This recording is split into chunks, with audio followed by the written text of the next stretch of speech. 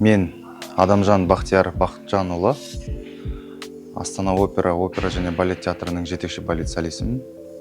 Қазақстанның еңбек сіңірген қайраткері. Спартак балеттің ерекшелігі, ол біріншіден менің ең алғашқы жетекші рөлім. Бұл осы балеттен менің балет карьерам басталған.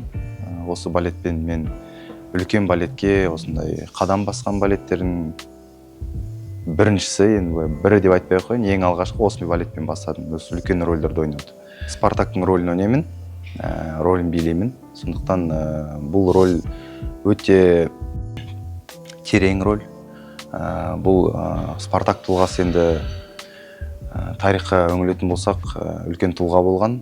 Кезіндегі дүркіреп тұрған Рим империясына қарсы шыққан.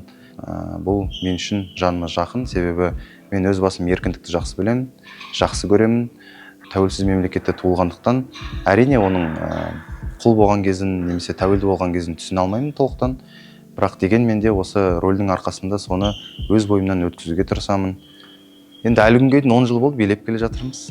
Сахнамыздың төрінде, сахнамыздың біздің артистерінің ең сүйіп билейтін спектакльдерінің бірі.